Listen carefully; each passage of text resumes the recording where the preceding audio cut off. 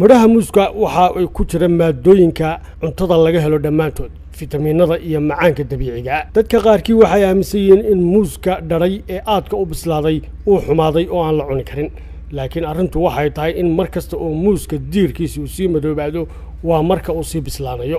markasta oo sii bislaadana waxa ku sii badanaysa maadada ka hortagta cudurka kansarka oo ka mid ah maadooyinka muuska ku jirta, iyadoo maadada oo magaceeda loo soo gaabiyo TNF ay la dagaalanto waxyaabaha aan caadiga ahayn ee dhiigga soo raaca, iyadoo sidoo kalena awood siisa unugyada difaaca jidhka si ay u taageeraan xubnaha jidhka ka mid ah ee dareemaya daalka iyo xanuunada. faa'iidooyinka ku jira cunitaanka muusku kuma koobno oo keliya ka hortagga cudurka kansarka, laakiin waxa ay leeyihiin faa'iidooyin kale, iyadoo xabadda muuska ahi kaa yaraynaysa ama kaa joojinaysa laabdilaaca, xadna u yeelaysa soo noqnoqoshadiisa.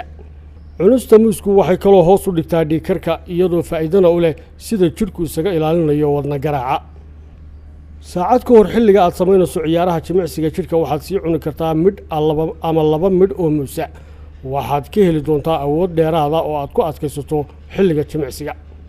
muuska cunitaankiisu waa shayga ugu wanaagsan ee la dagaalama calool ololka iyo aneemiyada ama dhiig la'aanta. dhanka kalena muusku waxa uu hagaajiyaa darajada kulaylka iyo qabowga ee jidhka, isagoo xilliga kulaylaha hoos u dhigaya kulaylka jidhka ku jira.